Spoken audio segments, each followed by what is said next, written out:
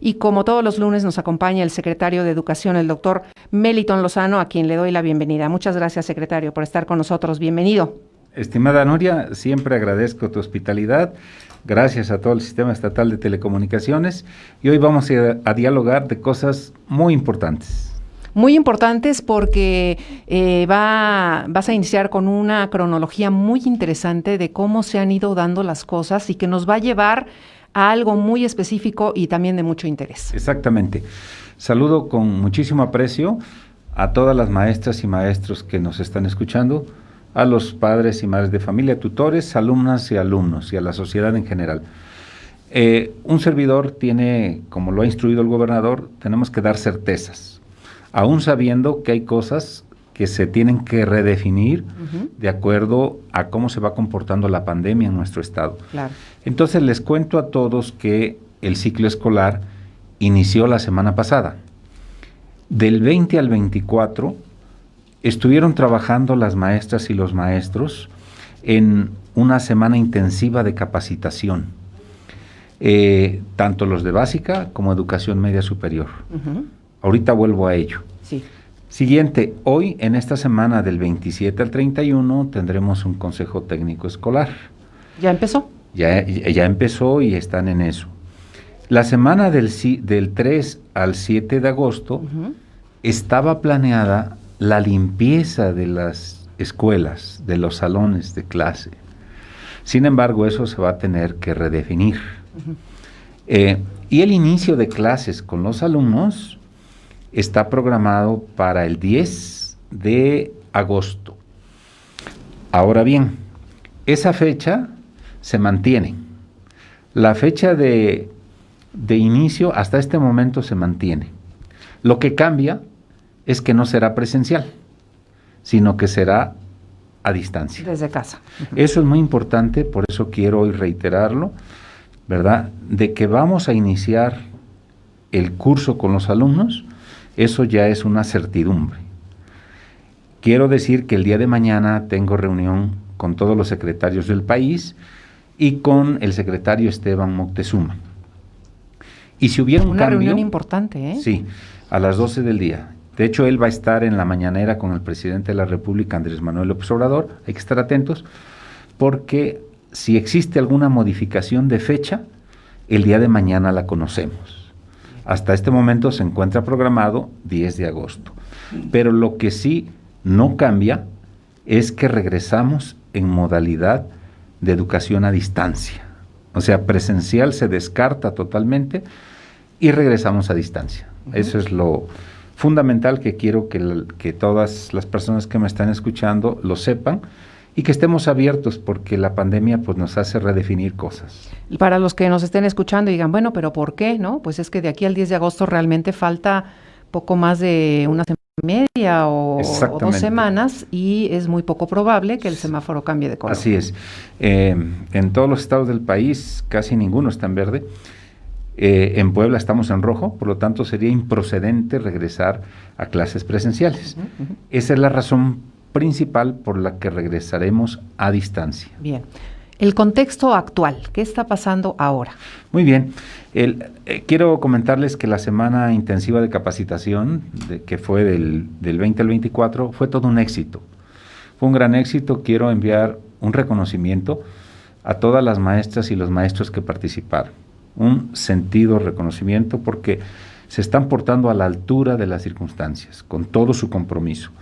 Participaron 9,864 escuelas de educación inicial, preescolar, primaria, secundaria general, técnica, telesecundaria, educación especial, CAPEP, educación física y formación continua.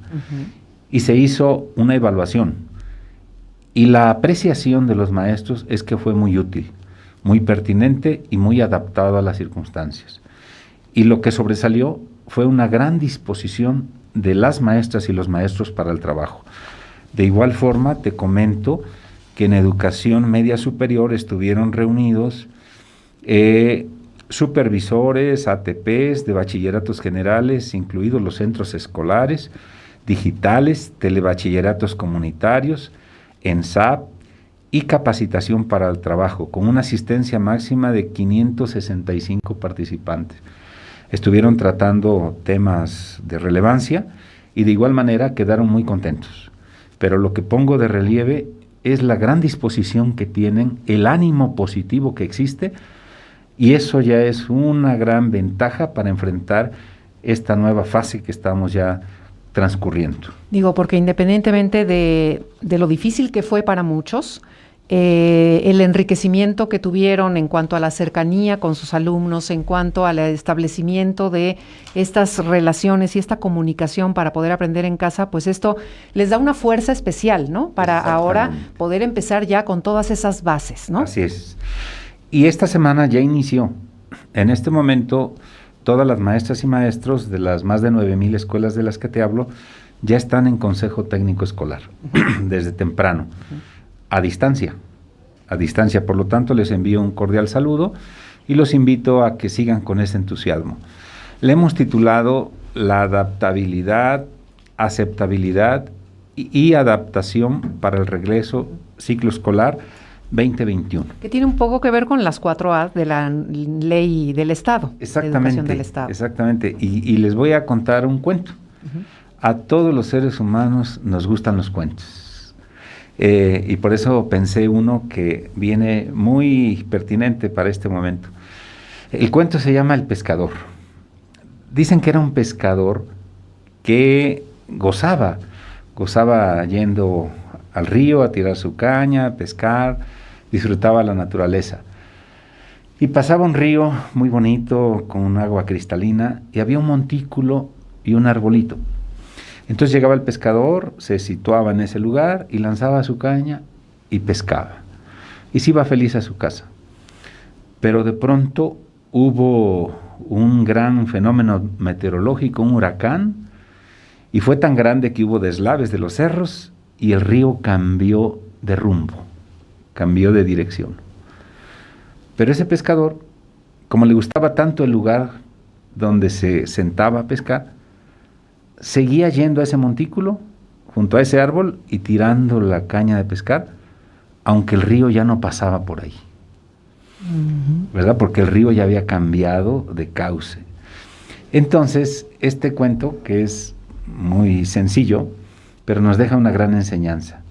Hoy las maestras y los maestros tenemos que tener una gran adaptación para situarnos ya no en el salón de clases, sino situarnos ahora en la casa.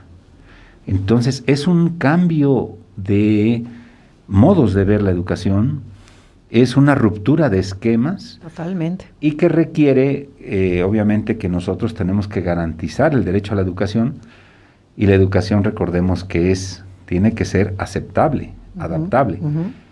Pero también los docentes tenemos que tener la capacidad de adaptarnos. Pero adaptarnos a justo es lo que vamos a estar dialogando estos minutos del programa, que me parecen claves, ¿sí? Me parece que la adaptación principal que debemos de tener los maestros y las maestras es, como lo dice la lámina, que el Consejo Técnico debe centrarse en diseñar las condiciones que favorezcan una educación a distancia, ¿sí? Una educación a distancia es el reto, porque pensábamos que íbamos a regresar de forma presencial. Y entonces ya nos preparábamos, por eso te digo que la semana del 3 al 7 estaba programada la limpieza de aulas. Ahora no haremos la limpieza porque no regresamos presencial. Exactamente. Y no tiene mucho caso limpiarlas. Entonces es vital esta semana de Consejo Técnico justo para esta adaptabilidad. Exactamente, para esta adaptabilidad. Y quiero decir que ya existe una evidencia de que las maestras y los maestros sí saben adaptarse a estas nuevas circunstancias. Lo demuestra lo que vivimos del 23 de marzo al 19 de junio, y también es una evidencia la semana anterior. La semana anterior yo leo todos los informes, cómo resultaron las cosas, y en esta encuesta que se aplicó a los maestros reflejan una gran adaptación. Es un reto impresionante, como lo vamos a ver ahorita, pero creo que existe la disposición, y habiendo la disposición, pues lo demás es lo de menos, ¿verdad?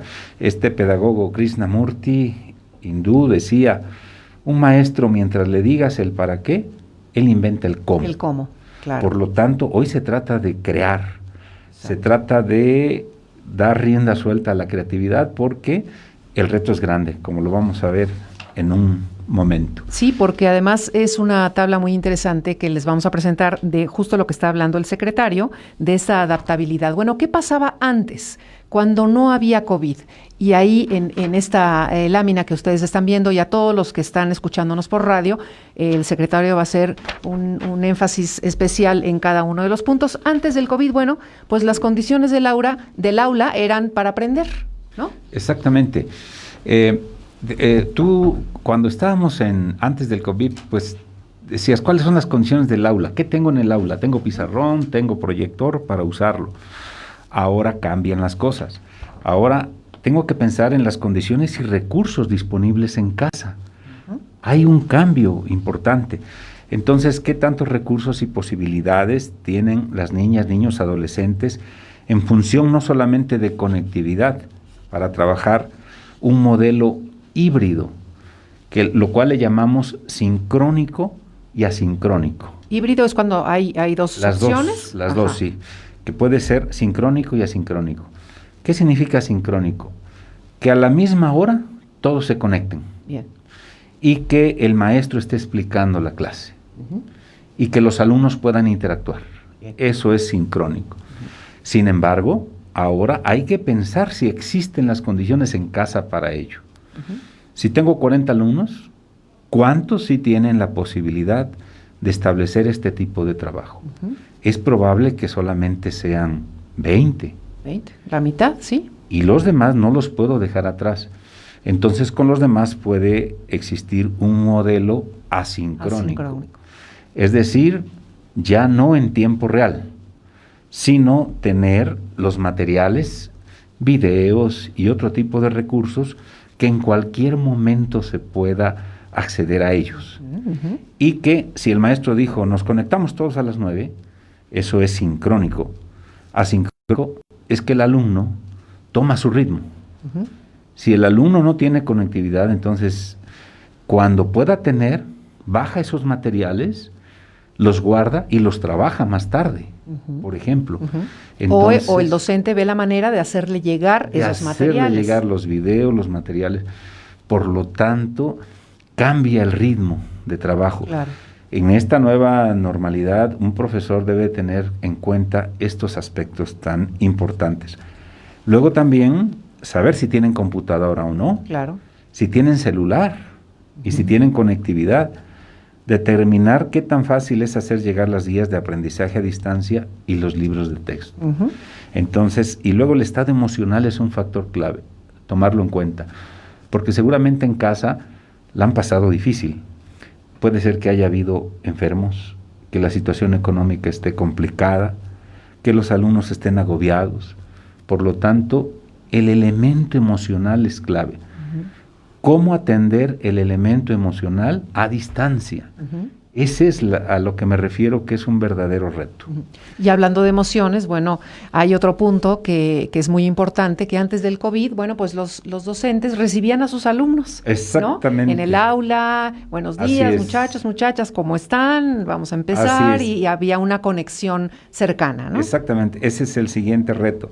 Antes del COVID, recibía a los alumnos y los tenía que conocer. Entonces, generalmente los maestros pensábamos en una dinámica de presentación, una dinámica de conocimiento entre ellos mismos. Sí, sí. Y decíamos, a ver, vamos a jugar al cartero, y es decir, era en vivo, interaccionando. Y ahora es orientarlos para recibir a la escuela en casa.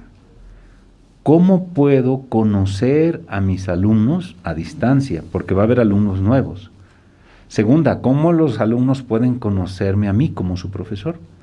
Y tercera, ¿cómo pueden conocerse entre ellos? Porque el que puedan establecer una empatía, pues resulta del conocimiento. Por ejemplo, antes entonces pensaba yo una dinámica de conocimiento, de integración en el aula, ahora la tengo que pensar a distancia. A distancia, tanto para los que tienen tecnología y conectividad, exacto, como para los que no. Así es. Entonces eso, pues es un verdadero reto, por eso creo que es clave, ¿no? Ahora, haciendo un paréntesis en este punto que es muy importante, yo recuerdo que en semanas anteriores los representantes de diferentes niveles educativos, algunos de ellos decían que probablemente los docentes que habían trabajado con sus alumnos en condiciones para término del ciclo escolar, probablemente iban a tener el mismo grupo en el siguiente año. Esto es importante también. Este es un criterio que se ha establecido a nivel nacional y aquí en Puebla también lo estamos confirmando en esa línea. El maestro que tuvo un ejemplo, cuarto de primaria, pasa a quinto con esos mismos alumnos. Entonces resolvemos en gran medida el seguimiento. Exactamente. Sin embargo, tenemos también el reto de los alumnos de nuevo ingreso. Exacto. Los que entran a preescolar nos colocan un desafío de cómo los atendemos. Los que pasan de sexto a primero de secundaria también. Y de tercero de secundaria a bachillerato. Esos son totalmente nuevos en el conocimiento con el profesor y entre ellos mismos. El siguiente es reducir el abandono escolar. ¿Sí? El índice de abandono puede elevarse por diferentes variables. Justo por esta etapa que estamos viviendo. Así es. Más trabajo en casa, necesidad de trabajar para sostener el hogar, no acceso a ambientes de aprendizaje, no pertinencia del contenido. Esto es muy importante. Es decir, si el alumno no encuentra atractivo, no le encuentra razón y sentido a lo que estoy aprendiendo, pues me aburro y lo dejo. Otros padres pueden considerar, pues mejor no inscribo a mi hijo, ¿verdad? Si de todas maneras no tengo computadora o así se vuelve más difícil, mejor no lo inscribo y hasta que regresen presencial. Este es un reto de reducir el abandono escolar. ¿Cómo hacer? ¿Qué hacer ahí? Sí, y el maestro juega un papel clave. Juega un papel clave dando acompañamiento cercano a las alumnas y a los alumnos. O sea, el reto es muy grande. Se resuelve con cercanía, definitivamente. Con cercanía. O sea, si los padres ven que el maestro está preocupado y ocupado con su alumno, con su hijo o su hija, bueno, pues van a darle otro sentido a todo esto. Exactamente. Entonces, se puede estando atentos, cercanos, sabiendo qué les pasa. Segunda, preparando contenidos que verdaderamente sean interesantes para las alumnas y los alumnos. La otra es que se pueda motivar, se pueda alentar a los alumnos. Eso es importante. Si en el aula, teniéndolos ahí, de pronto cuesta trabajo, pues ahora en casa, pero creo que es el reto. Y si alguien de pronto ya no se conectó o ya no recibimos sus trabajos, buscar la manera de entrar en contacto con ellos, irlos a ver si es necesario, porque consideramos que si el alumno no tiene garantizado su derecho a la educación, seguramente su vida será con muchas carencias. Si estudiando se dificulta, no estudiando todavía es más limitada la vida. Entonces el reto es doble o triple para los docentes. Es preocuparse porque ellos de alguna manera obtengan todo el material necesario para seguir con sus estudios, pero también motivar a los padres y al propio alumno o alumna a que siga, ¿no? Exactamente, a que siga, que continúe y que juntos superemos las barreras. Y ese es el otro reto. La interacción en el aula. Pues tenías estudiantes distraídos, poco atentos, y siempre el maestro, ¿verdad? Estamos, que alguien no pone atención. En el aula había distracciones. Pasa una mosca y se voltea. Claro. Ahora, ¿cómo favorecer que los niños, niñas atiendan y valoren los procesos de aprendizaje? Pareciera que conectados o mediante este sistema es más fácil que haya distracciones, ¿no? Exacto. Me levanto cuando quiero al baño, regreso, ya me aburrí, mejor me pongo a leer algo, no sé. Entonces tengo que anticipar las barreras. Un maestro tiene que anticipar las barreras con las que se va a encontrar. Y por ello tiene que ayudar a que los padres de familia digan, a ver, hijo, te levantas a tal hora, desayunas a tal hora, te sientas a trabajar, estas son las condiciones, y creo que ese es el gran reto. El otro aspecto tan importante son las características de los estudiantes y sus familias. Anteriormente eso no importaba tanto, solamente conocer la familia, pues sí era muy importante, pero ahora es mucho más relevante. Identificar las condiciones con las que cuentan las familias para sus hijos e hijas que puedan dedicar tiempo a aprender en casa. Un ejemplo. Claro. A ver, una familia tiene 3 hijos, pero solo una computadora. ¿Cómo le hacen? ¿Cómo le hacen? O el papá no tiene teléfono y le están mandando las actividades por WhatsApp. Entonces, conocer las características de la familia en ese sentido. Si el niño es campesino y es tiempo de ahorita el temporal y tiene que ir a ayudar al papá, porque eso sucede mucho en el ambiente campesino e indígena, y por lo tanto tenemos que tener en cuenta este tipo de condiciones. Pues sí, porque antes llegaban al aula y bueno, pues el maestro a lo mejor no sabía lo que había tenido que pasar para llegar, pero Exacto. ahorita en estas circunstancias ya lo saben los docentes, en su mayoría, ¿no? Así es. Luego el otro elemento es la evaluación de conocimientos previos. Ajá. Tenemos que adaptar las guías para la fase compensatoria Uh-huh. y usarlas como primera herramienta para el trabajo a distancia. ¿La fase compensatoria cuándo va a ser? Sí, la fase compensatoria estaba pensada de forma presencial. Así es. Ese es el reto también muy importante. Nosotros creíamos que el 10 íbamos a llegar y ya tengo a mis alumnos y yo iba a diagnosticar qué aprendizajes sí se alcanzaron y cuáles no se alcanzaron. Bien. Bueno, eso mismo sigue estando vigente, pero ahora a distancia. Uh-huh. Por lo tanto, tú recordarás que los alumnos tienen una carpeta de experiencias. Sí. Y dijimos que una vez regresando, las iban a presentar y se iban a revisar. Uh-huh. Entonces, algunos maestros llevaron su carpeta o su portafolio de evidencias, Uh-huh. los productos derivados de una secuencia didáctica, por ejemplo, hay varios productos, pero también llevaron a cabo su carpeta de experiencias, donde plasmaban sus sentimientos, sus emociones a partir de los acontecimientos vividos diariamente. Esto, ¿cómo se revisa ahora a distancia? ¿Verdad? Porque si no, los alumnos pueden decir, bueno, trabajé tanto y ahora nadie me revisa y Uh-huh. nadie me hace observaciones. Nadie me pregunta, no puedo expresar Exacto. lo que sentí, ¿no? Exacto. Entonces tenemos que pensar cómo llevamos a cabo la fase compensatoria, pero a distancia. Uh-huh. Eso es otro de los retos que tenemos y creo que... Y que ya se está trabajando sobre ello. Ya se está trabajando. Luego la otra es la selección de contenidos basados en el contexto de los estudiantes. Uh-huh.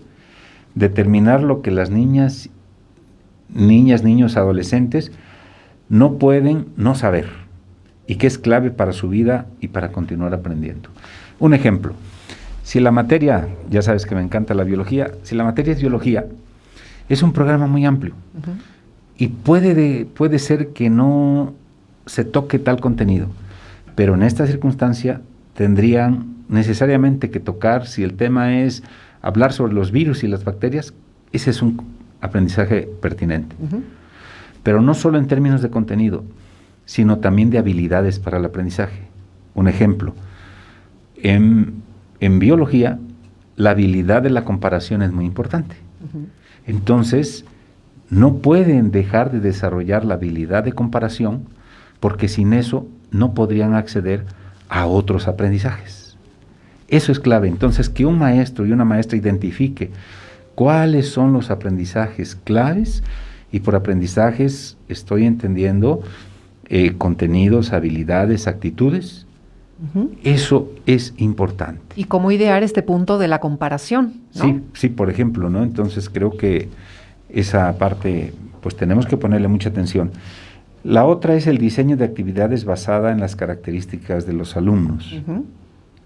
Diseñar actividades interactivas, Uh-huh. dinámicas, atractivas, pertinentes, que le otorguen sentido y significado. Uh-huh. Eso también es muy importante. Por lo tanto, en este consejo técnico, el reto es diseñar. Diseñar aprendizajes, diseñar el modo de alcanzar los aprendizajes, pero a distancia. Uh-huh. Entonces ahora viene la creatividad. ¿Será que me filmo a mí mismo como maestro y produzco un video? Ahora ya estamos trabajando en eso, porque algunos sí tienen el acceso a la plataforma de Classroom.